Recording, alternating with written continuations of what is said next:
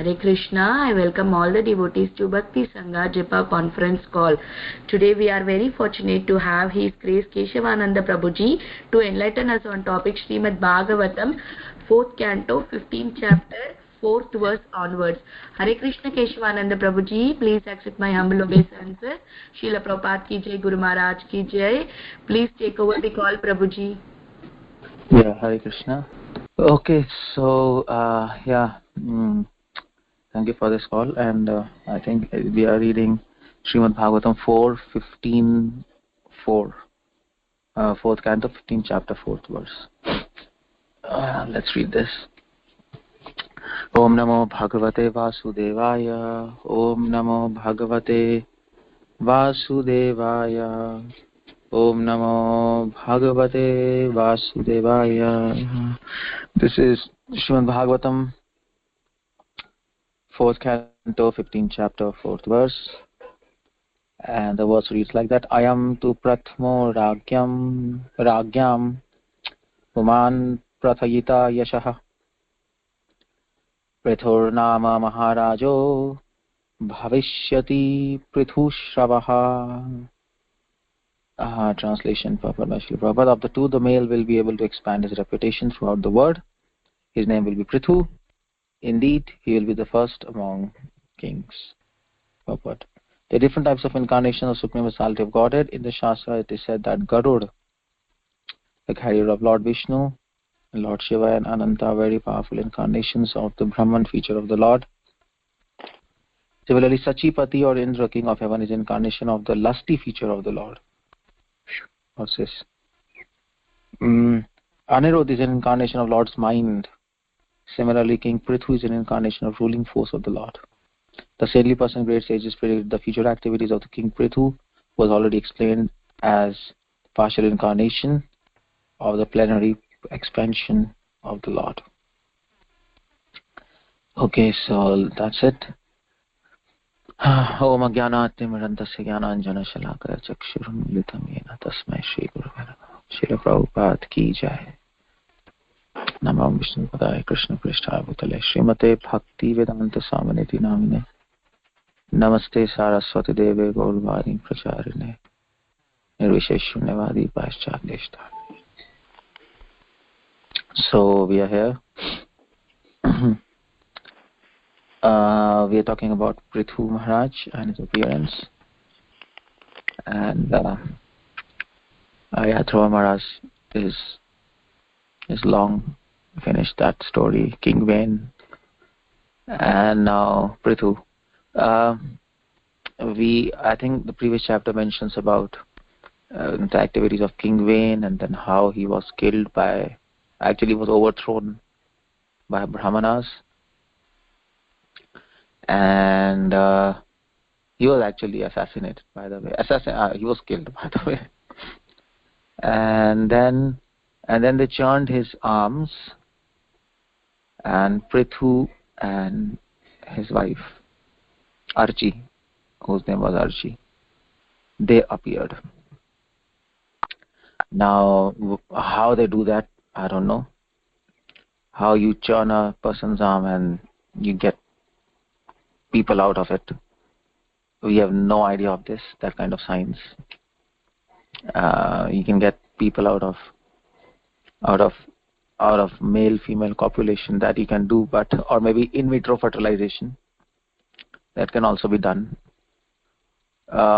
Test tube babies, yeah, that can also be done. Dronacharya and Duryodhana, all these, almost like test tube babies. Duryodhana and all his brothers and Dronacharya himself were born as test tube babies, if you want to put it like that. But this kind of birth, I don't know what's happening. They're born of churning the hands. There might be some science behind it, but we have no idea how that's do. But it happened, and Srila Prabhupada says nothing is surprising in Srimad Bhagavatam. Everything is possible because these pastimes are happening.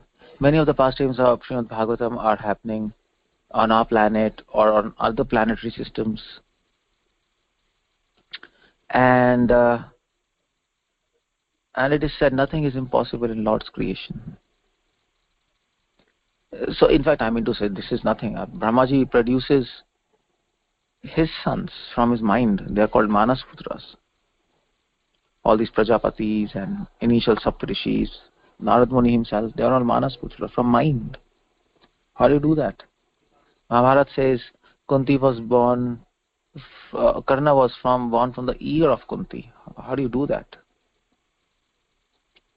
So this might be interesting research, but anyway, we are not going to into this. But the whole point is that Prithu Maharaj, he appeared. And this verse is specifically talking about Prithu. Ayam tu prathamo ragyam.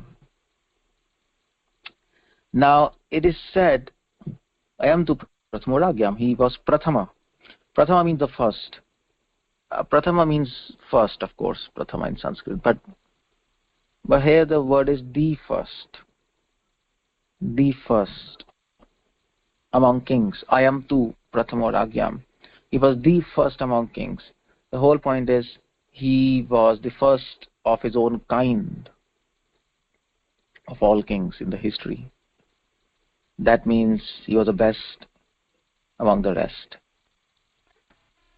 Or he was the best and the rest have no comparison to him. That is Prithu. Prithu was such a perfect king that even Lord Ram's kingdom, they envy his kingdom. What's that?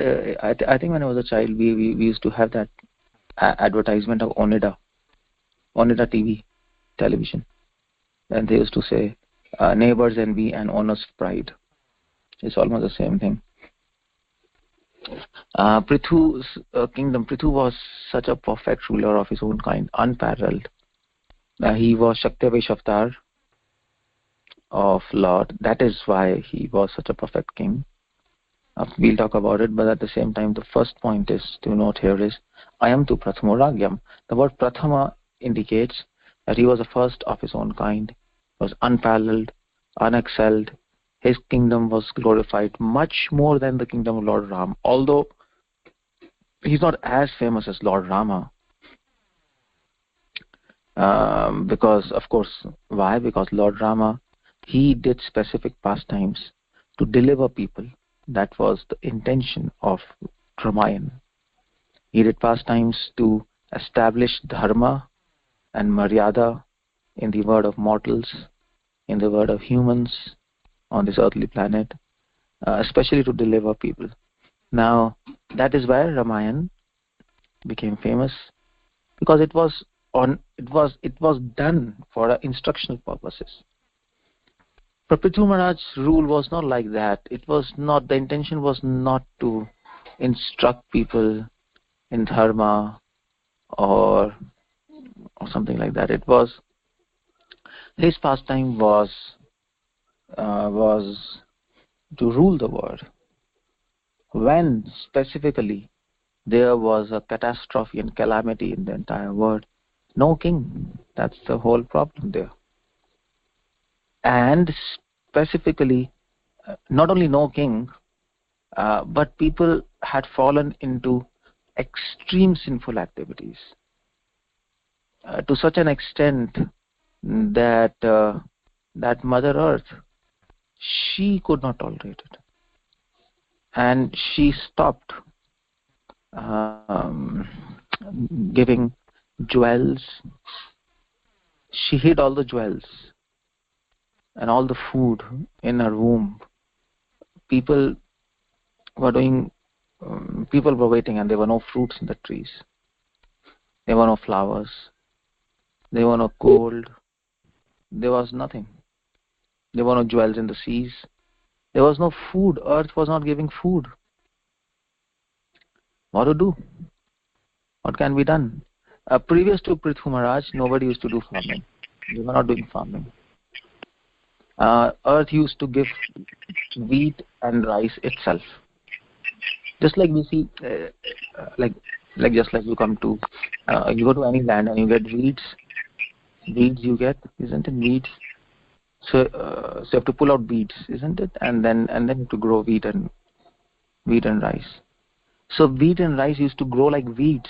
There was no farming required. It just used to pop up like that everywhere. Go, pluck it, boil it, eat it. That's how it used to come. No farming, nothing. People were enjoying, but earth hid everything. Nobody knew what to do. There was a wide-scale famine, let's say. People had no food. There was wide-scale, let's say, hunger, poverty, because no jewels, no gold, no mining. It was a catastrophe. It was a Holocaust, let's say like that. It was a Holocaust. World War II, Hitler. And he killed 60 lakh people, Hitler. 60 lakh Jews. He burned them in an oven. He made factories to burn people. And especially there were 3 factories which were famous in Germany. And it is said that he was burning people in the furnace. He made a big furnace. People used to come in trains like cookies, and they used to take them like cookies on the plate and throw them in the furnace. That's all. That's how they used to do. 24/7. And the whole area around it, till kilometers, they used to smell horrible, and nobody could do anything. Nobody wanted to do anything because they were proud to be Germans. And we are killing a race which is not supposed to live. That's called Holocaust, by the way. World War II, where millions of people died, or they're killed brutally or tortured. Now, bigger Holocaust than that was Prithu Maharaj, before Prithu Maharaj. It was at least this kind of Holocaust, Hitler and all these World War II. It was restricted to Germany, Poland, Czechoslovakia, and probably Europe. Something in Japan, something they were alive with Germany. But this kind of Prithu Maharaj, what happened before Prithu Maharaj, kingdom of Vain, and after he died, it was simply an anarchy. It was out of control. Prithu Maharaj came at that time, and his purpose was to bring situation in control. And he did not only a good job, but an excellent job. He not only restored the kingdom, but he actually prospered the kingdom. That kind of king he was. He took the earth from darkness to light, from extreme poverty and sinful conditions to absolute pious people and absolute perfection, even greater than Ram. Absolute beauty, absolute auspiciousness. He did that in his reign, and that is why it is called Ayam tu Prathamo Ragyam. He was first of his own kind, and there is no other king equal to Prithu. No Egyptian king, no Roman king, no Greek king, no Indian king, none of them. Prithu was Prithu. That's the whole point. It is said, poets like to compare Krishna with Krishna's face with moon, or Krishna with a lotus flower. But then many poets compare Krishna with Krishna, because they find no comparison to compare with. Similarly, Prithu was Prithu. That's why it is said, Ayam tu Prathamo Pritragyam. Pratham. This word Pratham, the sense it carries is this. Pratham. Now, why he was like that? How come he's like that? How come he's beyond perfection? Now, before that, let me just say, he not only actually restored the sanctity of the earth and of the people and of civilizations, he also taught them how to live. And not only in their actions, but also in practical word. He taught them farming. Actually, Prithu Maharaj invented farming. We know this. Some people say Rishabdev did. Some people say Bharat Maharaj.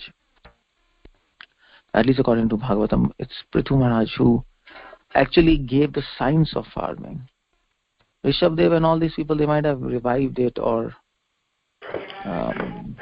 but Prithu Maharaj, he gave the science of farming for the first time on this earth and told them, okay, you should do farming like that, because I just told Prithu, before Prithu, rice and wheat, they were growing like weeds on the earth. People used to take and eat. But now here, because earth was not giving anything, he told them how to plow fields, how to do farming, and that's, you see the point. Prithu, like God, like Vishnu, he created a system, Shrishti. He created Maryada. He created morals. He created civilizations when people had become barbarians. And then he maintained them by teaching them what is dharma and how to sustain your soul by dharma and bhakti, and how to sustain your body by farming. So he was exactly acting like God. Why? Because he was God. And that's the whole point. That's the whole point. And Prabhupada mentions in the purport, King Prithu is an incarnation of the ruling force of the Lord. He's an incarnation of the ruling force of the Lord. Ayam tu prathmo ragyam. Prathmo. Pratham also means in Sanskrit the first, the leader. That's also the meaning of Pratham. He's a first in army. Now what that means? He's a head. Pratham also means a head. He's a boss. He's the first person, and then everybody follows. So he's a head. That is ruling force. Now that's why Prabhupada says he's an incarnation of ruling force. That's why the word Pratham is also used. Ayam tu prathamo ragyam. He was literally incarnation of Vishnu, and he was simply the best, and simply an irresistible force. That was Prithu.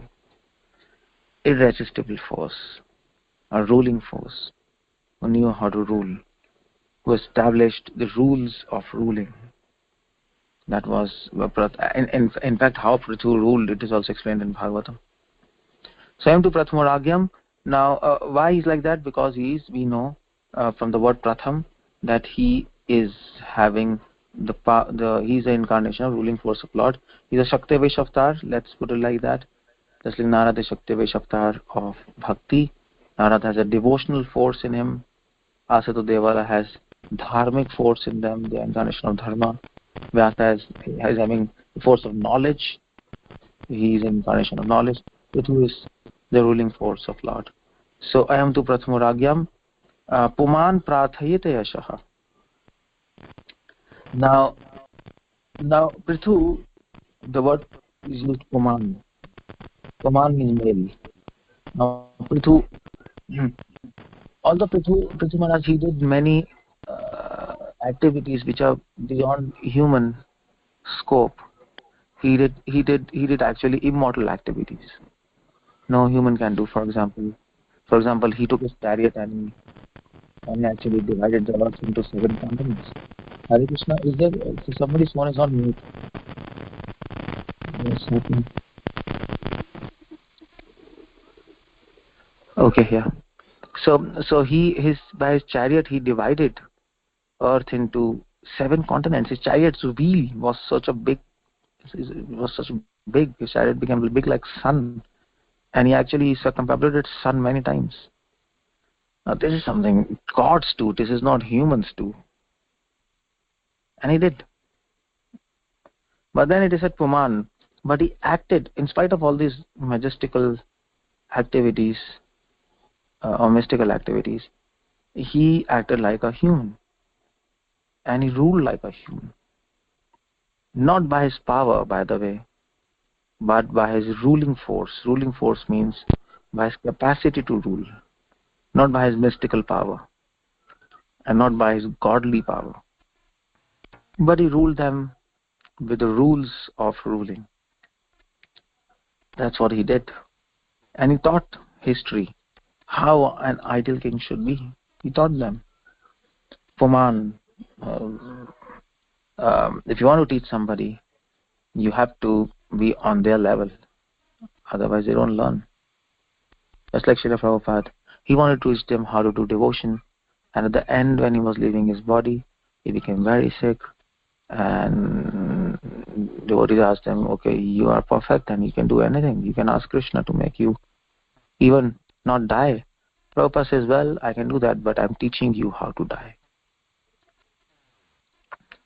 So similarly, Prithu, he acted like them. Puman here doesn't mean that he was an ordinary person. Puman, generally, the word used is for male or man, ordinary man.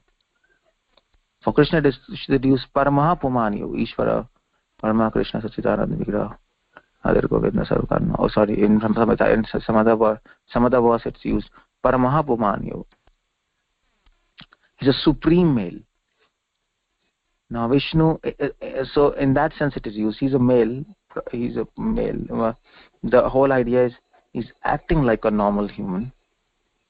He's ruling like a normal human, but his activities are beyond perfection. That's how it goes.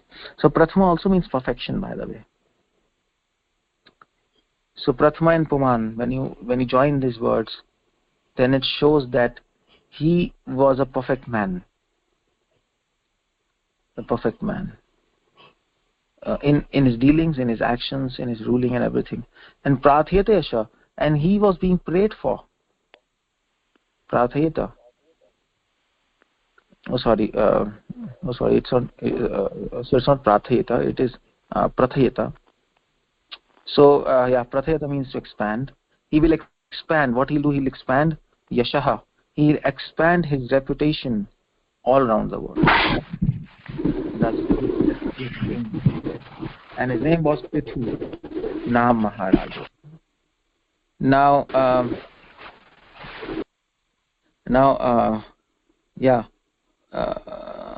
Prithu means expansion, by the way. It comes from the word Pratha. You see the word here, Prathayita, Pratha. The word used is Pratha, and the suffix is Yitaha, Prathayita, Prataha, Prathaya. And from that comes Prithu. So Pritha is also the word there, Kunti. And his father was Prithu. So that's another Prithu. But this is another. So these two words are related, and both means expansion. That's why Prithu is called Prithu, because he expanded his fame, he expanded his kingdom, he's expanded his morality, his ideas, which actually God's ideas. He expanded his God's ideas all around the world. He established God's rule all around the world. He was acting as a representative of God. He was Shaktava Shaktar of God, but he acted as a representative of God on the earth, and he acted godly. So that's why his name was Prithu. That's what a king he must do. An ideal king, he must expand. He must expand piety, morality, education, and kingdom, happiness, auspiciousness, beauty. That's what an ideal king should do. And Prithu did everything. That's why he's called Prithu. Prithu Naam Maharaj. His name was Maharaj Prithu. And Bhavishyati, it is said, in future, there's a prediction about him in Bhagavatam. At that point of time, now we know. By that time of point, when he was born, probably some saints might have come, some brahmanas might have come around, as usual, and they asked him, okay, what's the prediction? Brahmanas were there, by the way. They churned Vensam. So they predicted his future by constellation. They could easily understand his incarnation of Vishnu, because, of course, they churned the hands of Vain and they chanted mantras, and they were actually expecting incarnation of Vishnu. And they predicted, what they predicted, Bhavishyati Prithu Shravaha, that he will be Prithu Shrava, he will be widely known. Shrava means known, heard. Prithu means widely. He will be widely heard by people. Nobody will be able to resist his orders and his commands and his charisma. That's Prithu. You see the word again and again, it's used. Pratha, Prithur, Prithu Shravah, and then I am to Prathama, there also Prathama, Pratha is used. And that is Srimad Bhagavatam. Bhagavatam is actually poetic, it is rasic. This is called Alankar. Prathma, Prathayita, Prithu, Prithu Shrava. And that's interesting. Just a poetic thing to note. So he will be widely heard and widely known and widely renowned. That's Prithu. Now you see the point. By this we can understand that another thing, by his effect, by the effect you can understand the cause. The effect was he became extremely famous. He did which was almost impossible, and by that we can know that he was Shakti Vaishavatar of Lord. And that's why Prabhupada says Krishna Shakti Vina Nahi Tare Pravartana. How do we know Srila Prabhupada is Shakti Vaishavatar of God? He's an imperfect personality, we know. Why? Because of the results. What he did was simply impossible.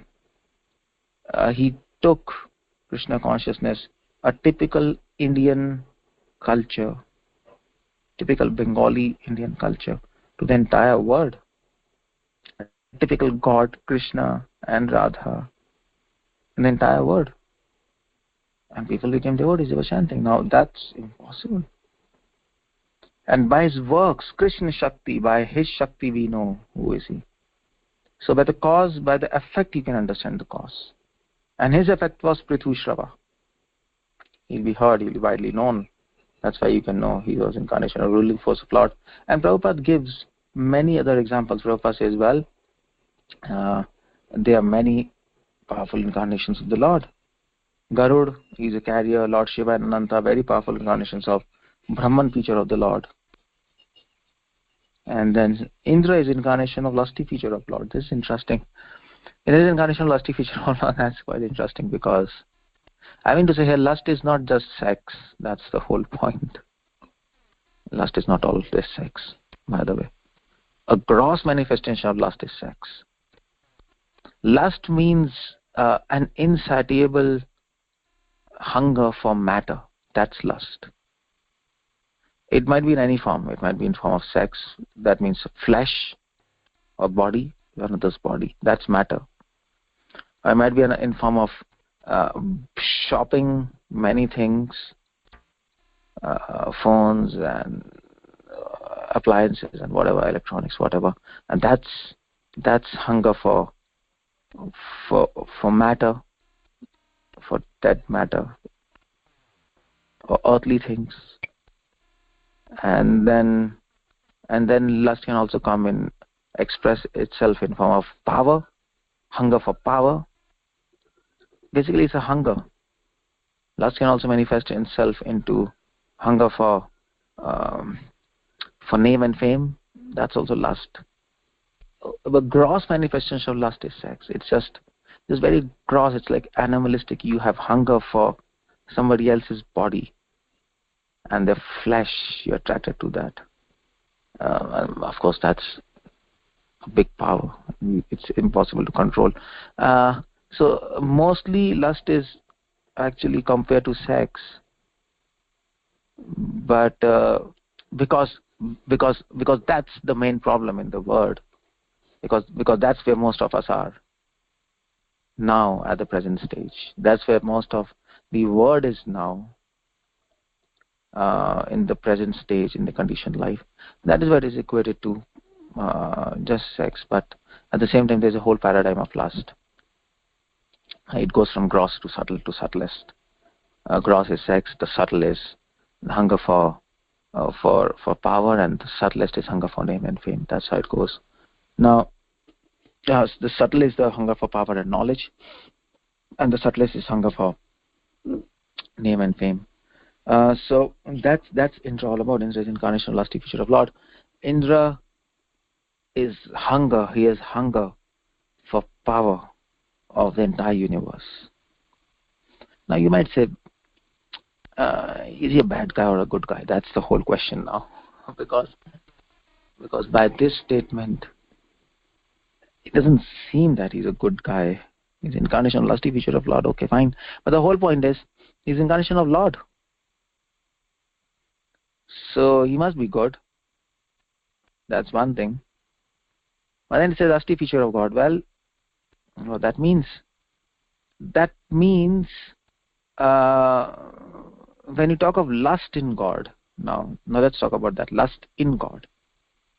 God also has lust. That is why he will infuse the power of lust in somebody, like Indra. If he doesn't have how, he will infuse. But the whole point is, when we talk of lust in context of God, it's very different from when we talk of lust in context of man. Lust in context of God is not exactly what, like us. God also have hunger for power, for name and fame, for things. But his hunger benefits everybody. It's not exactly selfish. It is for the benefit of mankind. But it looks selfish to an eye which is devoid of knowledge, to an eye which is ignorant. Just like Ram. Sukadeva Goswami says Ram acted in a way in an ordinary human. I mean to say, an ordinary human will not also act like him. Ravan kidnapped his wife and he was weeping like mad. In the forest, he became mad. This is an ordinary person. What's happening? Is he God? Is he king? He's an ordinary man. He's weeping for a female. Come on, he can just throw away Sita and then he can marry so many females. Or anyway, yeah, okay, fine. It's his wife and he's supposed to be unhappy and sorrowful, but it's not like he's weeping day and night in the forest, asking trees. He became insane, actually. I mean to say, up to a point that even Parvati got confused. Is he God or is he human? What's happening with him? He's a henpecked husband. I mean, the Sita said, you bring deer, and he just went. Now that's the whole point there. The whole point is, so it might seem he's lusty.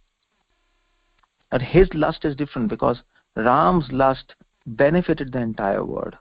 Why? Because Raman kidnapped Sita. He actually rescued Sita, and then he killed the most powerful demon who actually who was disturbing the 14 planetary systems, including demigods. He actually created a mess. Nobody could control him. He just killed him. And then, of course, to show that he was not lusty for Sita, to prove to people, to ignorant people who thought that his actions were lusty, he abandoned Sita. Just to prove to them, I didn't do this action because of lust. It was only and only inspired by religious principles and dharma to protect this world and to protect saintly people. He abandoned Sita. Now, as you see the point there, he gave us evidence. People, of course, evidence was not required. Everybody understood what Ram was doing. His devotees at least understood. Hanuman, Jamban, everybody understood. Everybody means his devotees. But who were not devotees, they couldn't understand any damn thing what's happening. And that's why he had to give evidence. So when you talk about lust of God, it appears as lust, but it is not lust because, in a sense, because it benefits everyone. That's how it goes. In the end, in our case, our lust harms us and people around us in the end. In the end. So that's the whole point. So Indra is lusty incarnation of Lord. Now you can understand. God has infused his lust, power of lust in Indra. That means Indra has hunger for kingdom, power, for name and fame. But his hunger helps him to rule the entire material world, to rule this whole universe as a demigod. He can actually identify with this universe as a king because of his lust. He thinks it is my duty to protect it, and that inspires him to protect it properly. Of course, he also understands that he's an instrument of Lord. Sometimes he forgets, but then Krishna kindly brings him back to the track. But as a king, you have to identify with the kingdom. You have to think it is my kingdom, because just as we think it is my body, and that's why we take care of this body very carefully, very meticulously. Just like we think it is my husband, my children. That's why we are able to take care of them whole life. Some other children, well, some years we can do, but not whole life, and not in the same intensity we do for our own children, because we identify with them.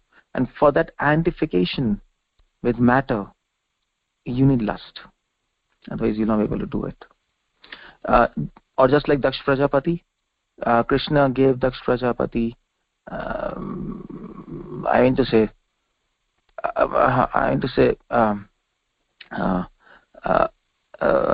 intense lust, which was thousands and thousands of times more powerful than any human.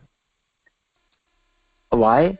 Because God instructed him to create praja, to create humankind by actually copulating with his wives. But then he was supposed to produce thousands of children. How do you do that if you don't have a power of lust? You can't do. You will become. You can't do. You'll become mad. You can't produce thousands of children. You can't keep on going. And Krishna infused the power of lust in him, and that was for service. So Indra is incarnation of lusty. Lust. That should not be taken in a negative sense. It should be taken in a positive sense. That's to do service of God.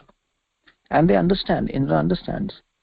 I am being infused with the power of lust. Daksh Prajapatis understand. We are being infused by lusty desires, by lusty power, to actually serve God.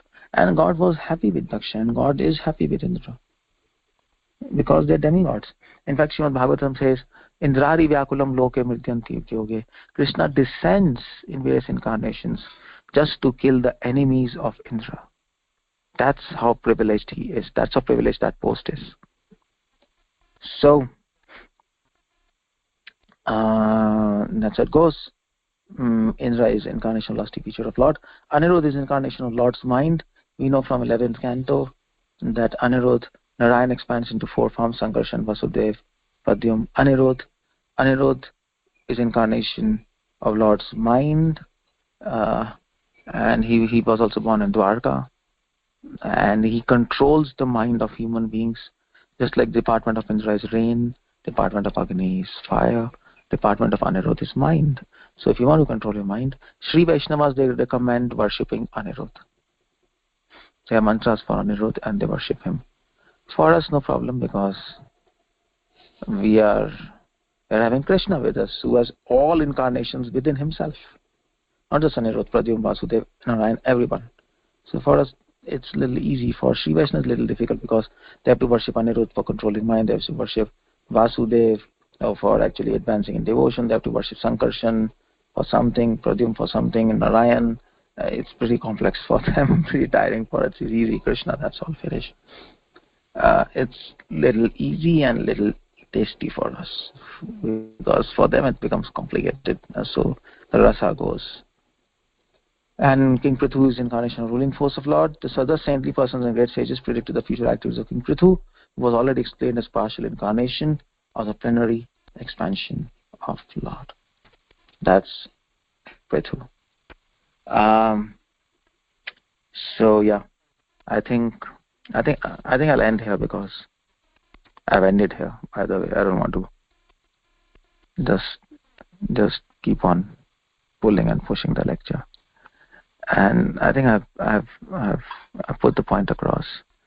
Any questions? By the way, we have a little time, so any questions anybody want to ask? I just want to end there. Srila Prabhupada ki jai. Prithu Maharaj ki jai. Yeah. Hare Krishna, Prabhuji. Thank you so much. Prabhu, I have a question, and this is about why specifically is Prithu Maharaj so much glorified for Archanam? I mean, like, was it? We don't see any deity worship style archanam. So was it sacrifices, or how do we understand his deity worship archanam? What I think Ambarish is glorified. No, he's giving the example for that. Archanam. Yeah, but in our the standard examples that we get Prithu for archanam, right? Right. And his wife is also called Archi. Yeah. So I mean, like when he did something like plowing the land for agriculture and all this, why specifically archanam is glorified? Yeah, because you see the point. As a king, especially when he came at that time, we have to understand the circumstances. Just like Buddha is glorified for actually stopping sacrifices, isn't it? For ahimsa. Now we have to understand the context or the situation in which Buddha appeared, and then we can understand why he's being glorified to stop yagyas. And we know the whole thing, Brahmanas were using yagyas for killing, sacrificing people, and blah blah blah, and all these things. So now we discussed Prithu came in a time where it was anarchy, it was chaos, it was darkness. There was nothing. People were reduced even to lower than animals. They were barbarians. That's all. Everything was lost. So he came and he re-established the civilizations. Now, the most important point in re-establishing any civilization is education.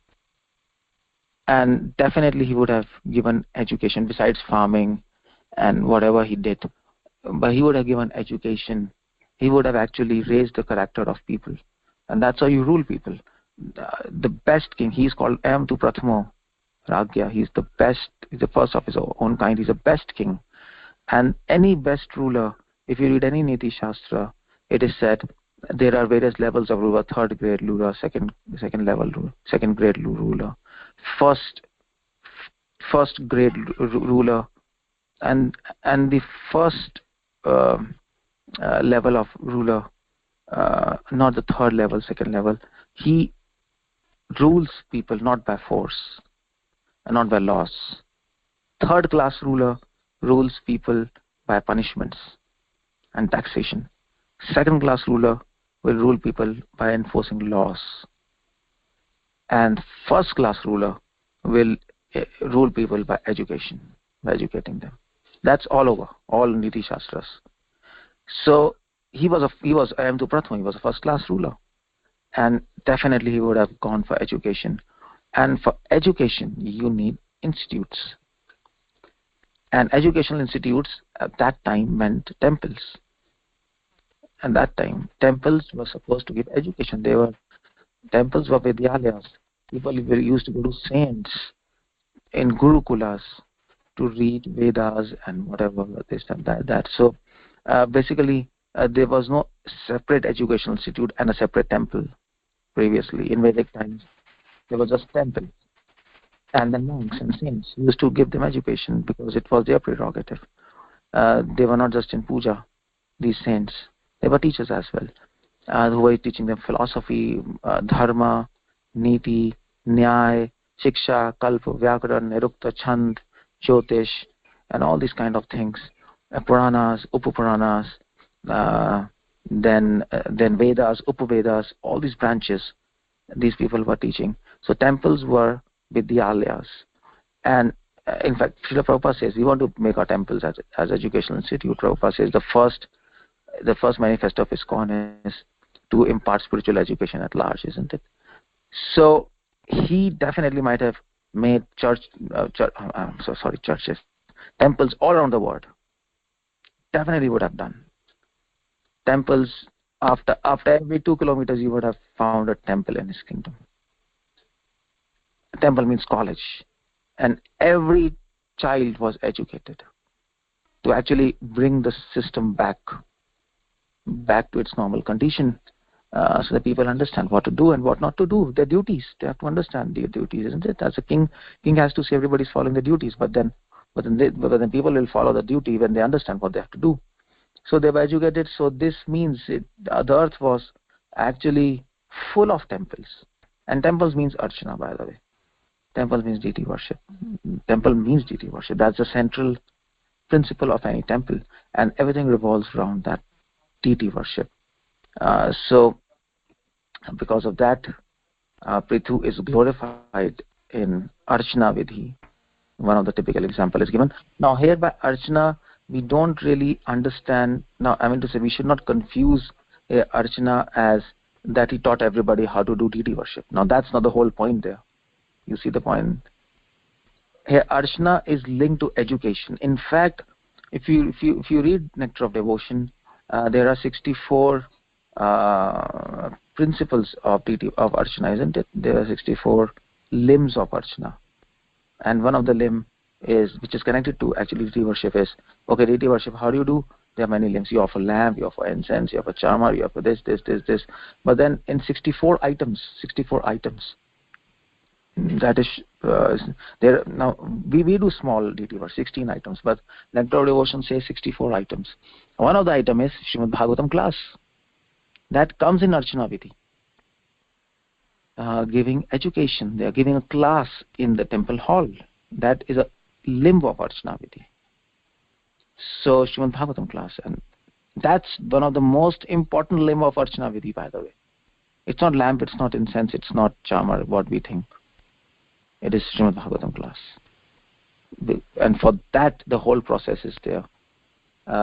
Of course, along with other limbs, they are also there, but this is a central thing. So we understand he is the example of Archana Vidhi because he brought education back through these temples, through this deity worship, and he established the kingdom of God on earth. And that's why it is called also his incarnation of Archana Puja, because he established the kingdom of God. He brought God back right in the lives of people. In the center of their lives, he brought God back. And that is why he's given classical example of Archana Vidhi. So you see, it's a very different understanding of why he's example of Archana Vidhi. This is how we understand Prithu Maharaj's incarnation. Thank you so much, Prabhuji.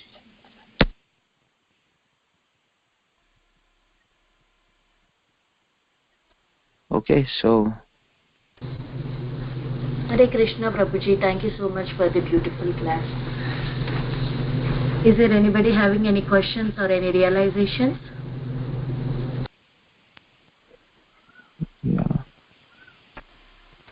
Okay, if there are no more questions and realizations, let us all offer obeisances to Prabhuji and all the Vaishnavas. Once again, thank you so much, Prabhuji, for the beautiful class.